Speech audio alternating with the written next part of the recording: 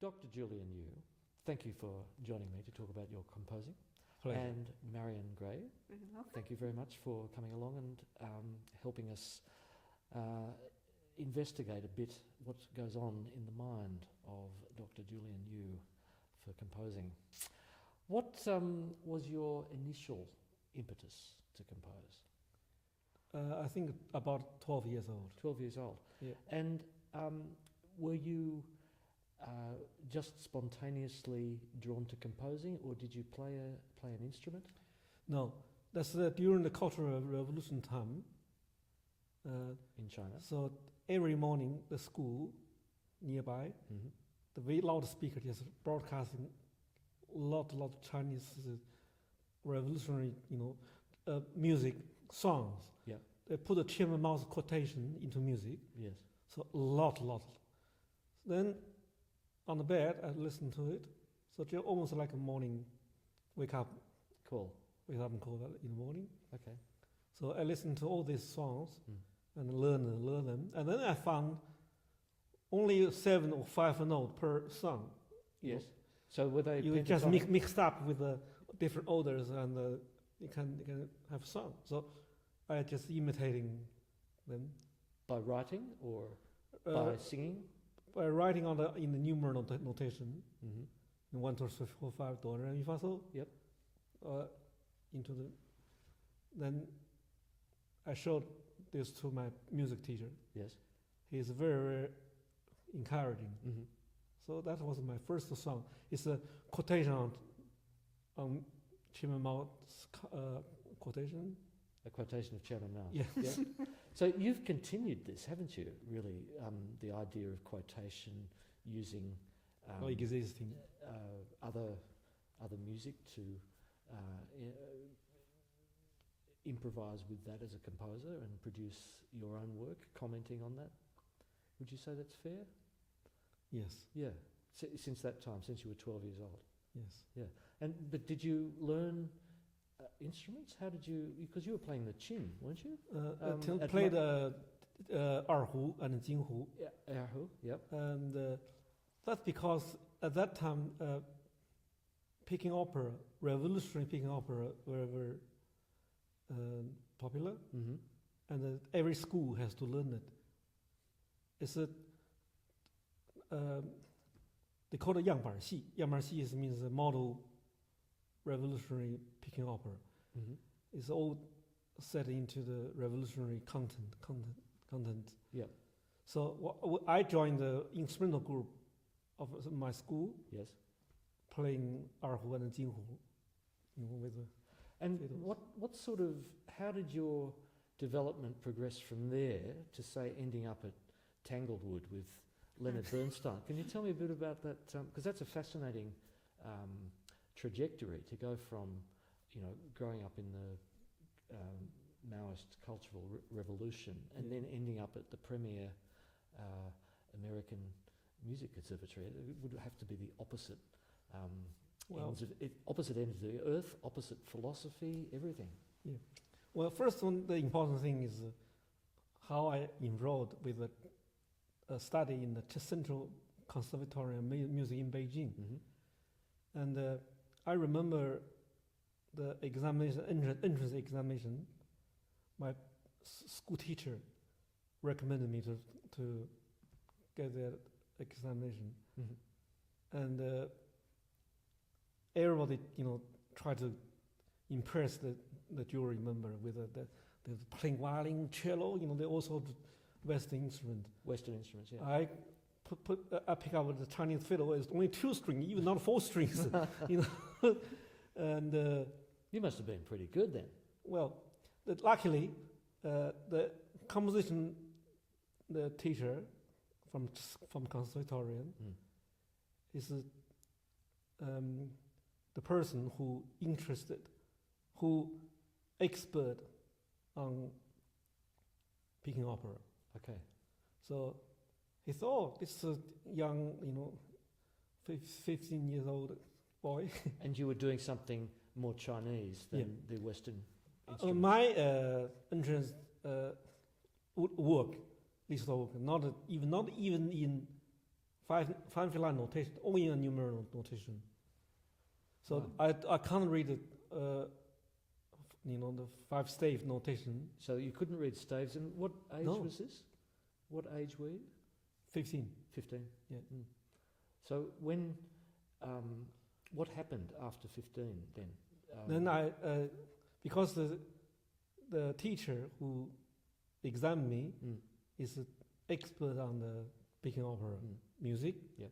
So he selected me as one of the students. So I was successfully passed the examination. Yes. To study picking opera? Yeah, to study composition in conservatory in Beijing. Ah, right. Mm-hmm. Good. And that was with the same teacher, the picking opera teacher, or a different teacher? Well, the piece that he wrote that so impressed this teacher was actually a one-act picking opera that he had written from scratch. Yeah. What, in this numeral? In this numeric notation, wow. yes. Yeah. And but when he got to the conservatorium, of course, he had to learn everything, all the Western instruments. And I started learning piano from right in the beginning. So yes. like the answer to your question is no, he had just the ordinary teachers that everyone had, not this particular one. Okay. But he picked me up for particularly past entrance exam. Yeah, okay. So and then Tanglewood. But how old were you when you went to Tanglewood? That would have been much later. Much later. Now I was 20. See, after graduating from the conservatorium, I'd been sent to Japan for 2 years. Then after back to Japan, I married Australian. Yeah. And then Did you meet in Japan? She'd been to Japan. Yeah. I went home via Japan to see him again. I see. Yeah. Wonderful. Yeah. And after that, I come to Australia. Yes. So you were still 27 years old. 27 years old. You were still composing. Yeah. So, what was motivating you to compose? Can you remember? What were the things that were interesting you to compose? What was inspiring you?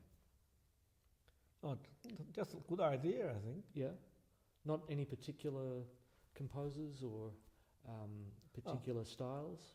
Style. I remember the 3 pieces I heard when I was studying music. I heard the 3 pieces moved me most. Yes. First of all, Alban Berg's violin concerto, especially the theme of the hymn. Yes. With the atonal kind of language mixed with this one piece. The other piece, Vaughan Williams, the Lark Ascending. Which one? The Lark Ascending. Lark Ascending, yes. Because I was listening to too much of contemporary music when I was in Japan. Yes. When I studied contemporary music. Just every day, just so much of the integral serials.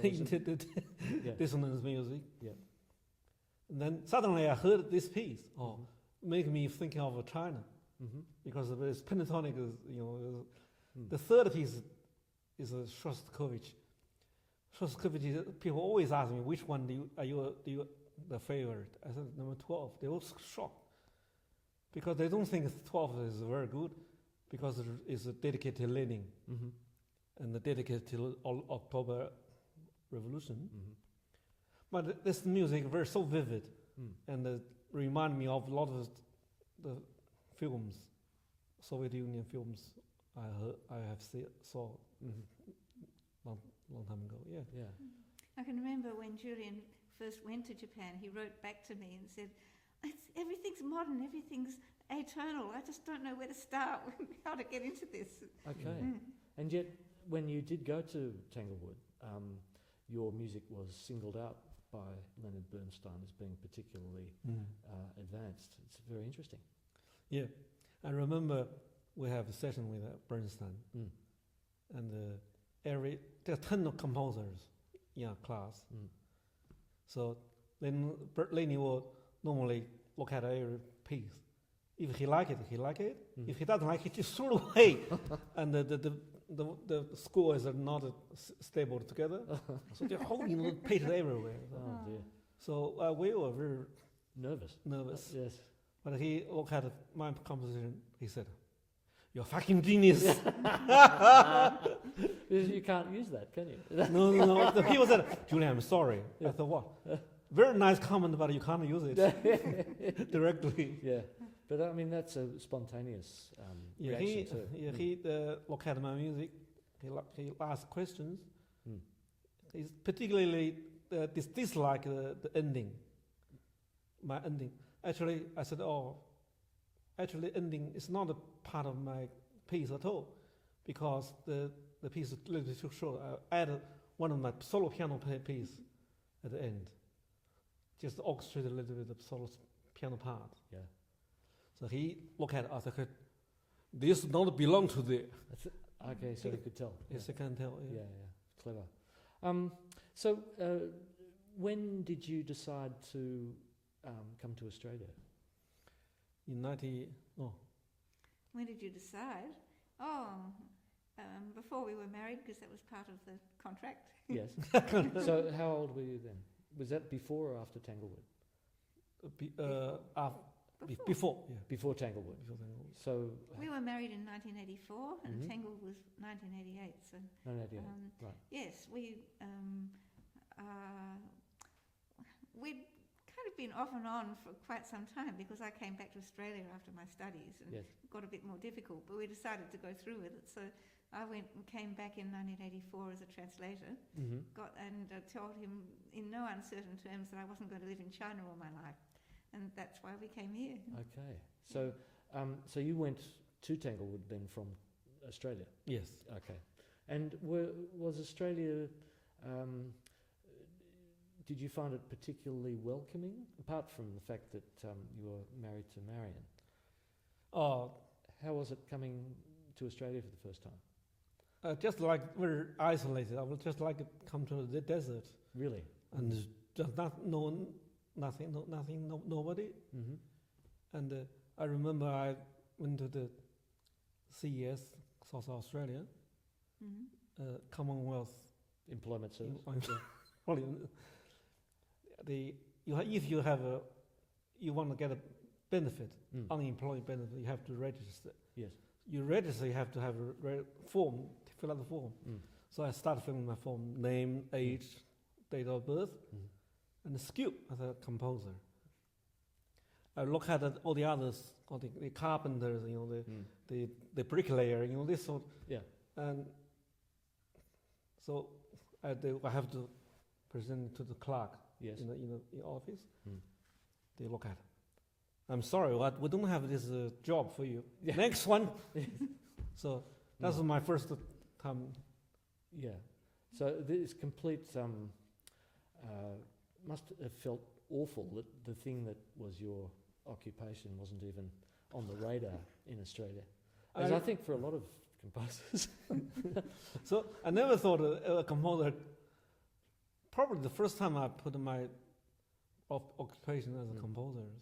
Yes, I think it falls under the Entertainment and Arts Alliance now, or something fairly broad. Yeah, but so I know there's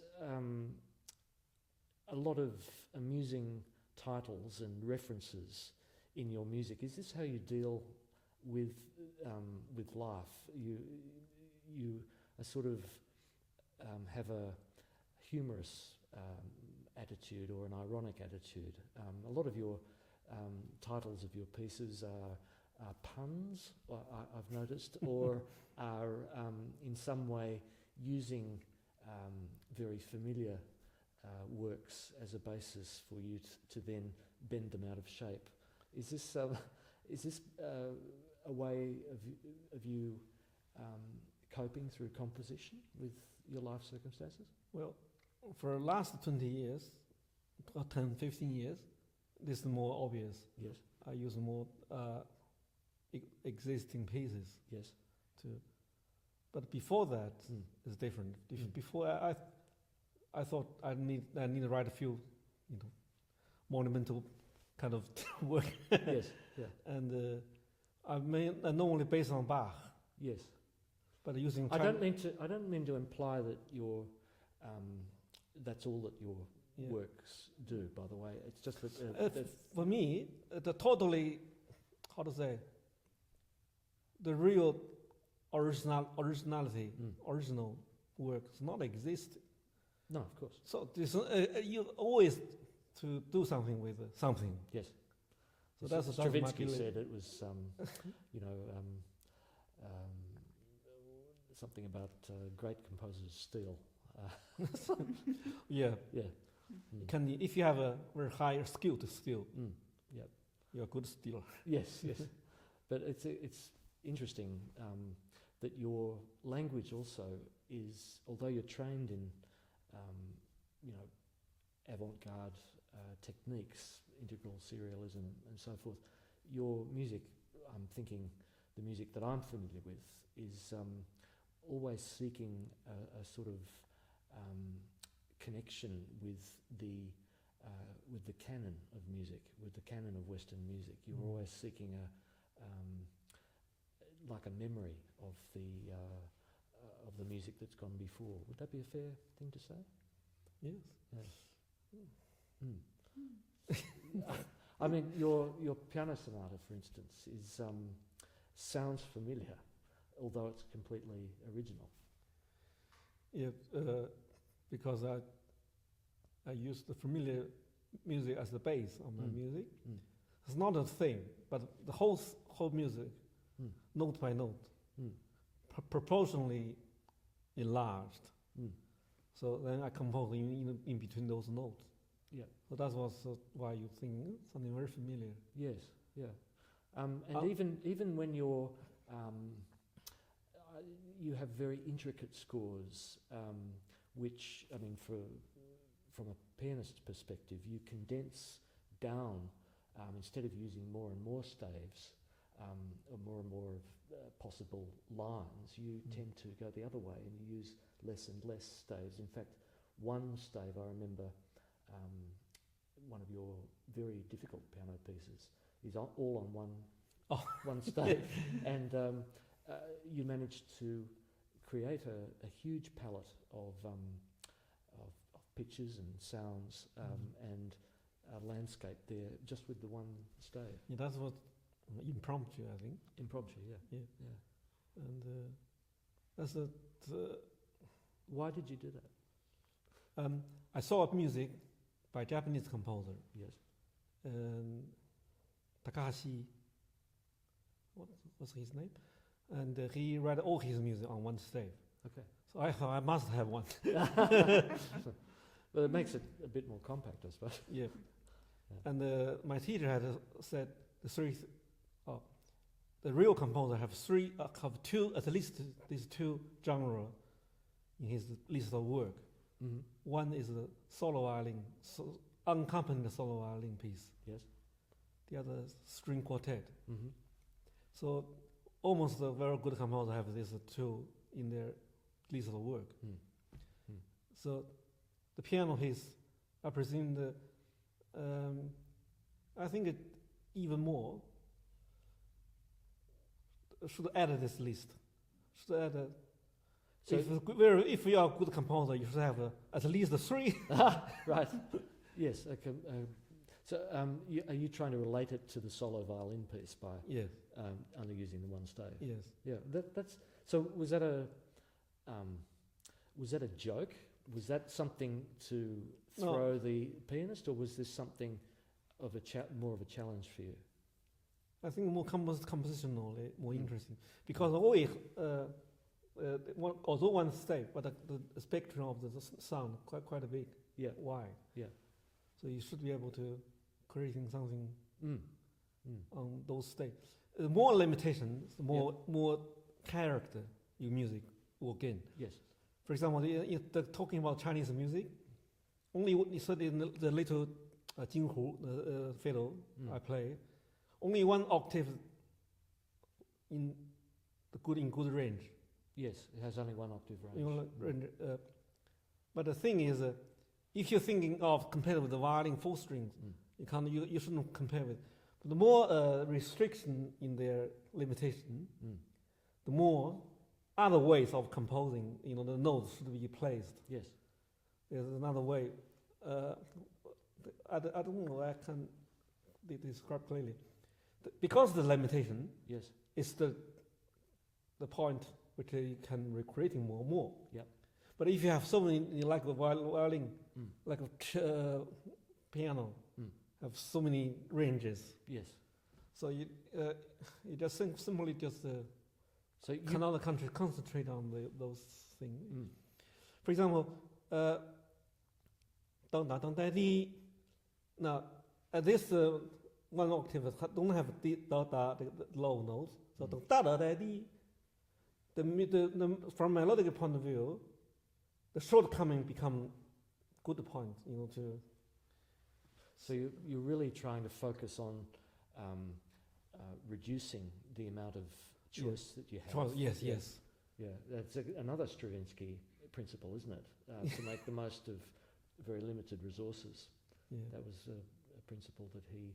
Did you study a lot of Stravinsky? Some, Yeah. not No. Argon and the soldier style.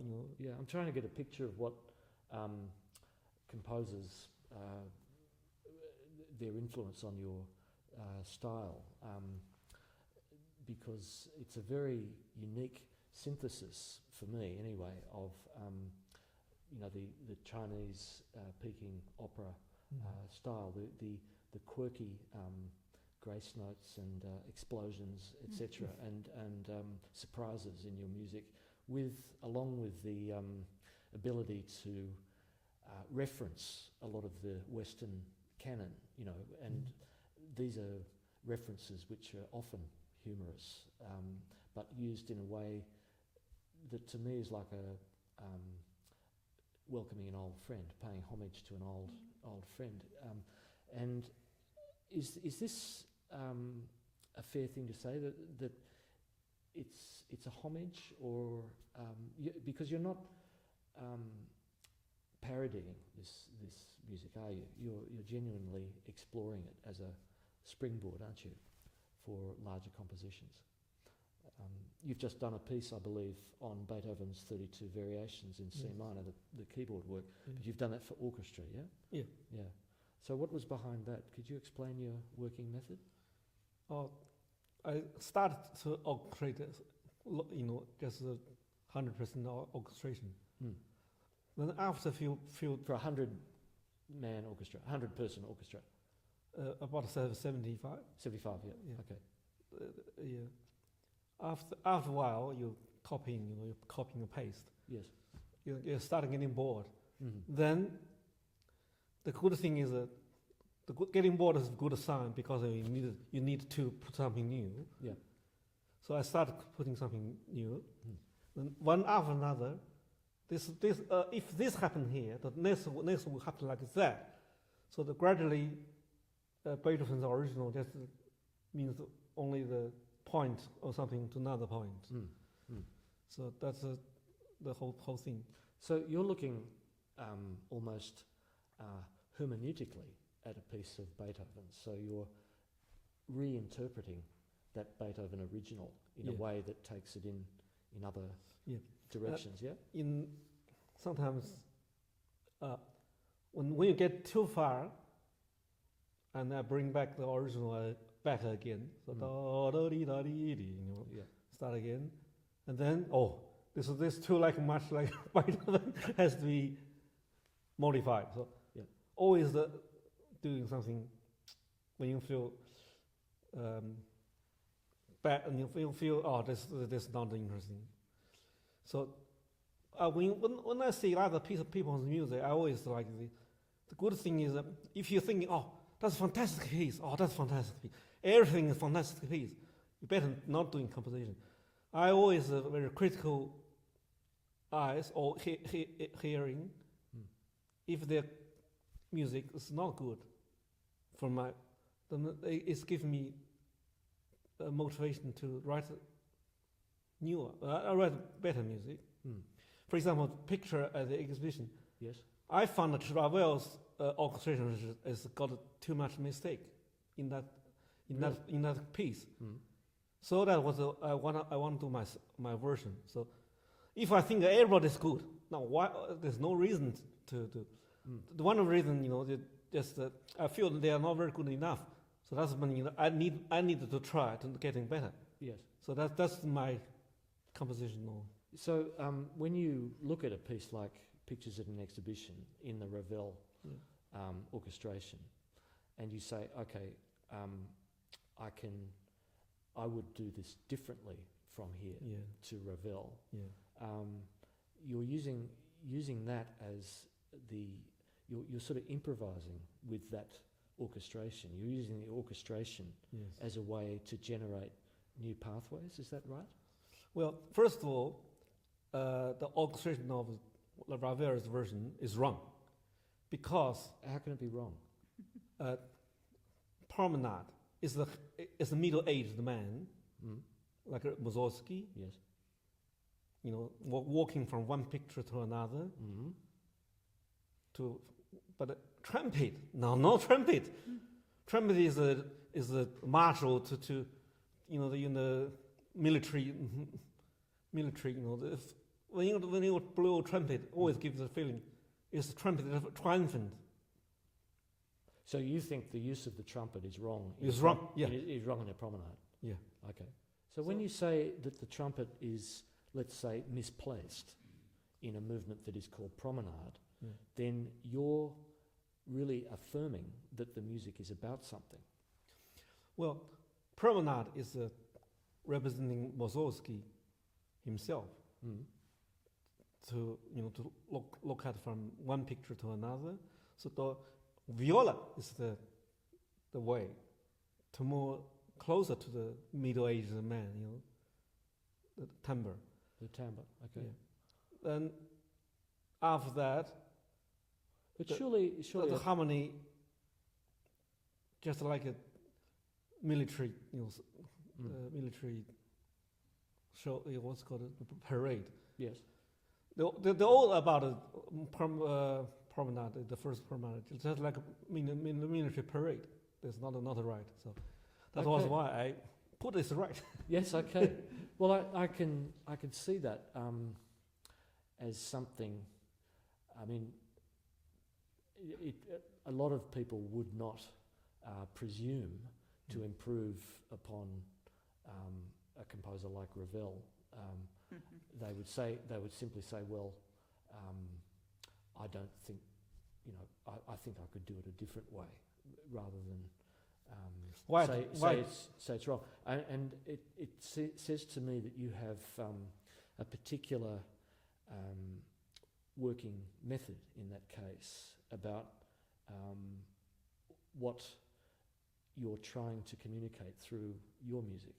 So if is it because you have associations that are maybe from your background that influence your Well, I just like choices? Sound more closer to the original ideas. Right. For example, now viola lead the promenade theme, then following by the vibraphone, like echoes. So play the melody. Yeah. Then all the other woodwind just very lightly catch up like every note, like you play piano with the pedal on. Yes. So dun dun dun dun ding, every instrument. Yeah. So creating this sort of atmosphere. This is more likely.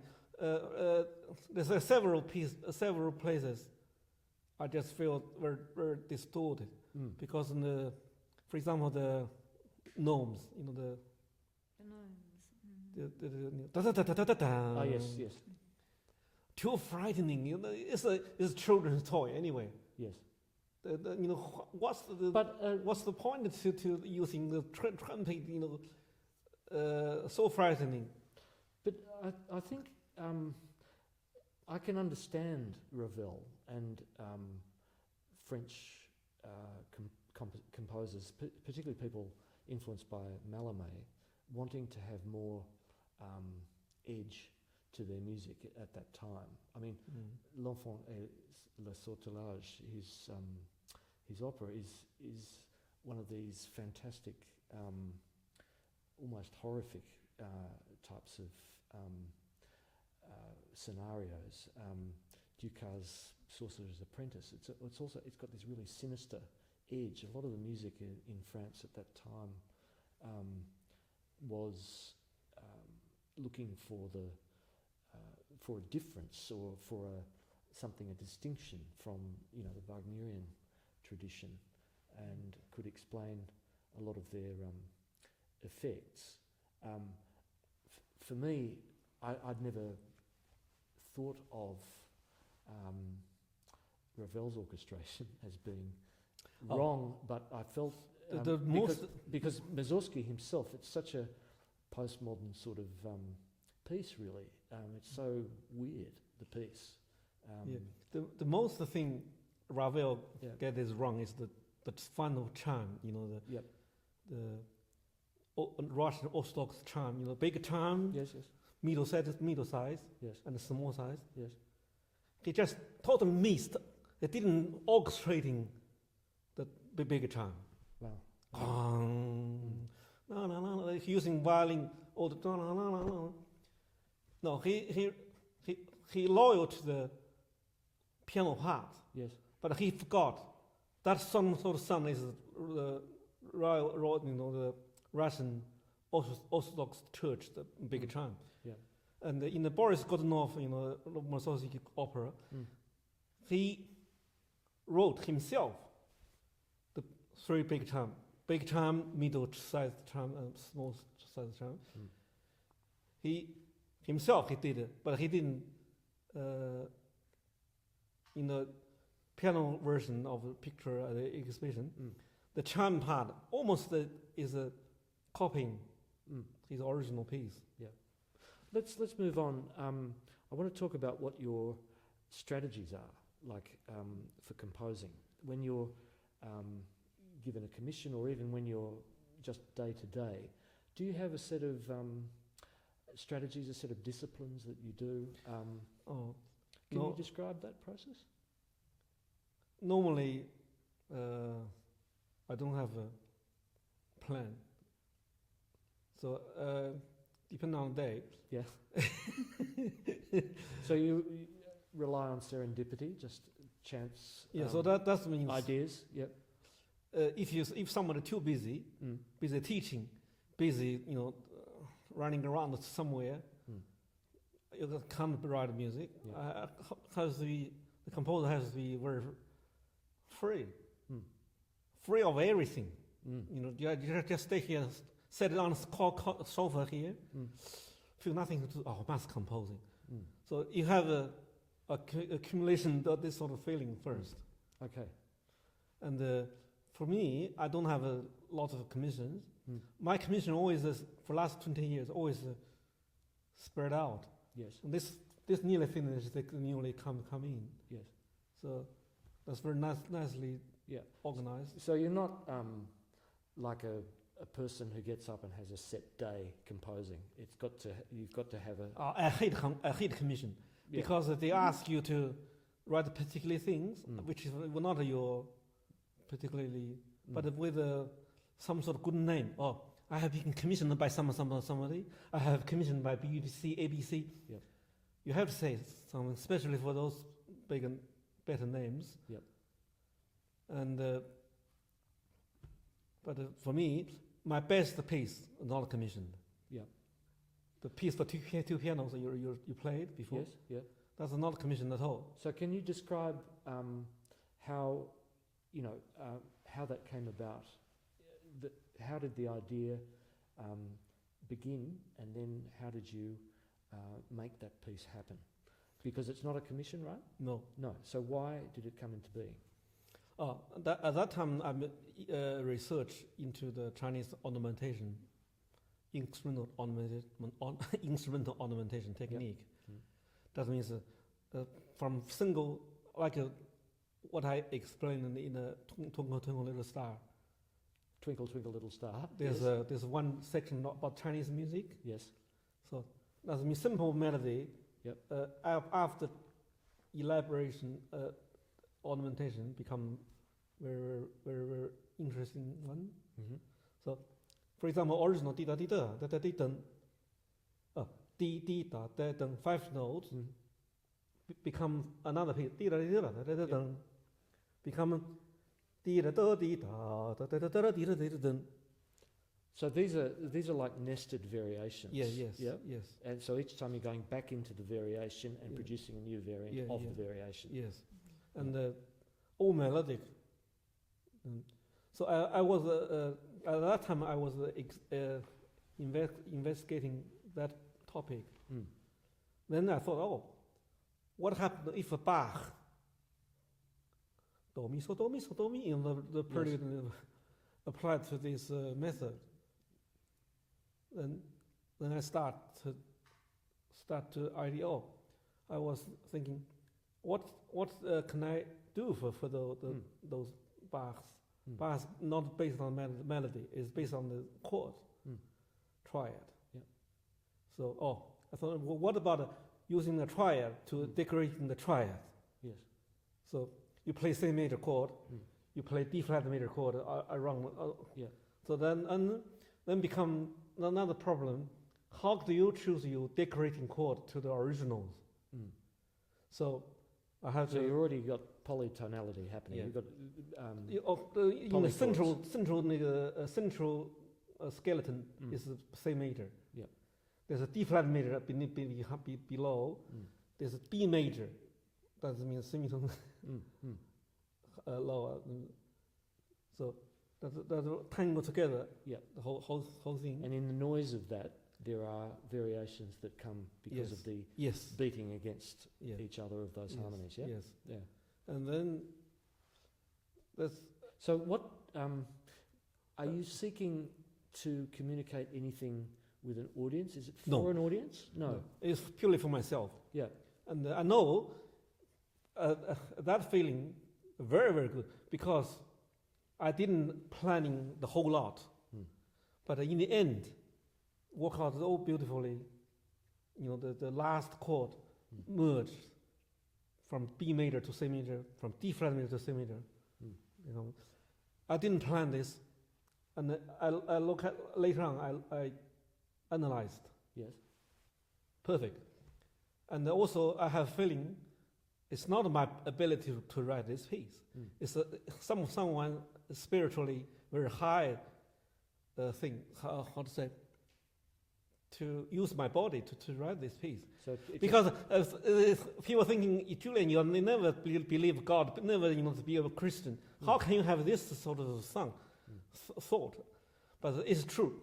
When I was writing that piece, I was so happy, so rewarded by the things I have done. If you look at my school, you have seen that school. Yeah, I feel it's something supreme, or high, or possibly you have trained, so you've engaged with your craft so much that it has become something that reveals inevitable discoveries to you as well. I mean, possibly. That's good. Maybe you've worked so hard at it. Yeah. And such a good feeling not happen to every piece. No, of course. Only selected pieces. So you're in. If a performer experiences that, we call it flow. You're in a state where everything flows, but it comes from a space of a lot of preparation, a lot of hard work to get to that stage. That's personally my feeling. I wanted to ask, is it different composing commissions for, say, Australian ensembles as opposed to, say, ensembles in China, where you have a large following now in China, don't you? In China, mostly is orchestra. Mostly orchestra, yeah. So, is it different for you in China than Australia? In China, they asked me writing folk songs, folk dance related, the arrangement. Celebrating China, is it? Yeah, right. yes. Yeah. Okay. And why do they ask you? My friend is conductor. Oh, but surely at a certain stage they must think that your music is somehow appropriate. He said, Julian's arrangement is nice because not only Chinese but also Westerns in the taste. So they're after something that integrates Yes. the two, are they? He said, with my friend conductor said, oh, I found he talked to his Chinese friend, colleagues. I found this arranger, a composer, very good one. He arranged music with Chinese music with some sort of interesting thing is blend a lot of Western light in it. Yes. And what about in Australia? Do you get much feedback about your orchestral music in Australia? Is there a similar feeling that you blend the East and the West in your music here, or? Oh, yes. And my recent performance in Tasmania, Tasmania Symphony Orchestra played more of my music than any other orchestras in Australia. Okay. But still, you have a... They think my Chineseness through those pieces, which they played not a purely arrangement of Chinese folk music. It's what I mentioned before is a Chinese music influenced. Yeah. Do you think that's somehow more palatable for orchestras, that you use avant-garde techniques through the prism of, say, Chinese folk song? Do you think that makes it easier for them to present avant-garde music? I'm wondering why. But I think for the ABC now, ABC who decided to make decision, they're not making any artistic decision at all.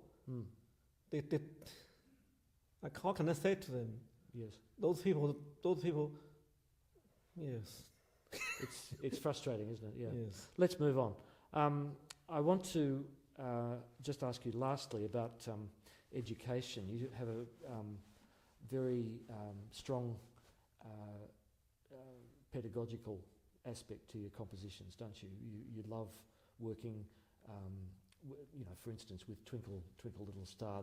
That's a whole series of works which get progressively more difficult and involved, and it's like a pedagogical work. Is this something that's really important to you?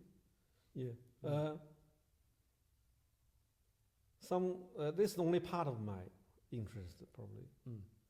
And I like teaching, but only teaching with a good student. A good student means that the people who admire me, my thinking, my music. And I have another student. He just not interested. He's very good, but he's not interested in what I'm talking to him. So all sorts of but for composition, I think it's absolutely brilliant, the way you go through so many, like all the major composers, in your treatment of that very simple melody. It's witty, it's humorous, and it's also, as you, even just playing it, let alone if you were studying it as a young composer, playing it, you gain so much information about all the various styles, some of which are highly complex and avant-garde. And I think it's a tremendous achievement. Yes, that's it sort of outdoes Bartók, because he doesn't go through so many. You mean the microcosmos? The microcosmos, yes, that tends to stick with a certain region of Europe, but yours really goes across the gamut of Western music, it seems to me. In the end, the publisher had to beg him to stop. Yeah. Don't make it too long. Yes, just too fertile, your imagination. Yes. Well, look, thank you very much. Was there anything you would like to? There were two things that I thought of. One was you're learning from Georgie Yuasa about how to inherit Chinese music or inherit your culture in music. My Japanese teacher, George Yuasa, Yuasa, yep. he So you studied with him how long? I studied with him for 1.5 years. 1.5 years? And Is this in Tokyo? Or? in Tokyo? Tokyo. Yeah. He said, to inherited tradition, the best way is not using folk song or directly, or folk tune or folk instrument directly. To inherited the thinking or the mathematical method way, the way of thinking, the way of the producing such music. Yep. That's the best. I totally agree with him. Yes. Well, that is very close to Bartok. Yeah. Examining and analysing The reason, the structures. Yeah. the reason why it sounds like that. Yep. So you're creating, you're imitating or inheriting this sort of thing. What's the second one? Second one was the degrees of freedom. Your theory about that. So this is More technical. about your compositional technique. An article that he wrote that was published in an academic journal, but he was talking about, the basis of Chinese music, folk music, is that a thing gets elaborated, then elaborated again, it goes through many generations and ends up something quite different. Yes. And so Julian does that a lot in his music, and some people have denigrated his music and said, oh, it's just variations, but he's saying, well, according to Chinese tradition, you can go to the stars with, do anything you like. And so he decided that there are various degrees of freedom in developing a piece. Yes. Yeah. Well, I mean, all of nature is about variation. Yes. Fractals are all variations on the same thing. It makes total sense to me. So he divided it into stage 1, stage 2, 3, 4, and 5. Yeah. From low degree is the copying. Yes. If you do something, for example, if you add something in between notes, is first degree. Second degree, third degree, that means that you can overturn and then on to the 5, totally composition. So 1 is copying, 5 is creating very original new thing. Yeah. So there's a status. Well, it's absolutely paralleled in, say, species counterpoint as well. That's the same thing. Wonderful. Well, thank you very much for mentioning that, because that's important. Yeah. No, Thank you. Thank you.